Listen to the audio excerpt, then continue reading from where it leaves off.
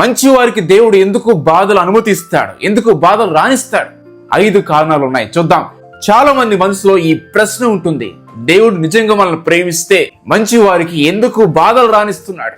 ఎందుకు ఈ అనారోగ్యాలు, ఎందుకు ఈ నష్టాలు, ఎందుకు ఈ తిరస్కరణ, ఎందుకు ఈ అప్పులు? ఒక తీవ్రమైన బాధ వచ్చినప్పుడు మనకి ఇలా అనిపిస్తుంది, దేవుడా అసలు ఎక్కడ ఉన్నావయ్యా, యేసయ్య నువ్వు ఉన్నావా అని అనిపిస్తుంది. బైబిల్లో ఉన్న యోబు జీవితం ద్వారా దేవుడు ఈ ప్రశ్నకు జవాబిస్తున్నాడు. మొట్టమొదటి కారణం ఏంటంటే, మన విశ్వాసాన్ని పరీక్షించడానికి దేవుడు మన జీవితంలో బాధలను అనుమతిస్తాడు. యోబుకు అన్ని మంచిగా ఉన్నాయి కాబట్టి అతడు దేవుణ్ణి నమ్ముతున్నాడని సాతాను అన్నాడు. అందుకే యోబును పరీక్షించడానికి దేవుడు సాతానును అనుమతించాడు. కానీ దేవుడు ఒక హద్దు మాత్రమే పెట్టాడు. యోబు విశ్వాసము నిజమైందని దేవుడు తెలుసు. కొన్నిసార్లు దేవుడు మన విశ్వాసాన్ని నాశనం చేయడానికి కాదు, అది ఎంత నిజమైనదో నిరూపించడానికి బాధలను, శ్రమలను దేవుడు అనుమతిస్తాడు. పరీక్షించబడని విశ్వాసం ఎప్పటికీ బలపడదు. ఈ రోజు మీరు ఒక పరీక్ష ద్వారా, ఒక బాధ ద్వారా వెళ్తుంటే దేవుడు మిమ్మల్ని మర్చిపోయాడు అనుకోవద్దు. దేవుడు మీ పరీక్షకు ఉద్దేశం ఉంది, ఆయన మిమ్మల్ని పరీక్షిస్తున్నాడు. రెండో కారణం ఏంటంటే, మన ప్రవర్తన అంటే మన స్వభావం మార్చడానికి దేవుడు బాధలను ఉపయోగిస్తాడు.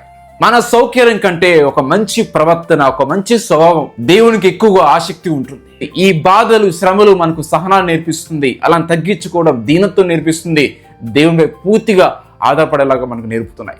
మూడో కారణం ఏంటంటే, దేవుడు మనల్ని తనకి మరింత దగ్గర చేసుకోవడానికి ఈ బాధలను దేవుడు అనుమతిస్తాడు. జీవితం సుఖంగా ఉన్నప్పుడు చాలా మంది ప్రార్థన చేయడం మర్చిపోతారు, కానీ బాధలు వచ్చినప్పుడు ఆ బాధలు మనల్ని మోకాలపై పడేలా చేస్తాయి, ప్రార్థన చేసేలా చేస్తాయి.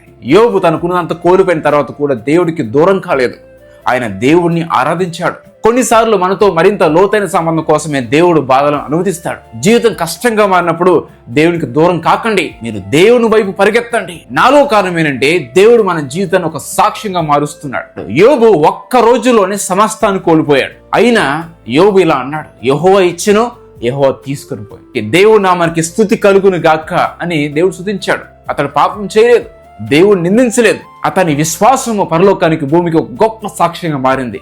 మీరు పడే అతిపెద్ద బాధ, అతిపెద్ద శ్రమ నుండి మీ పెద్ద సాక్ష్యం రావచ్చు.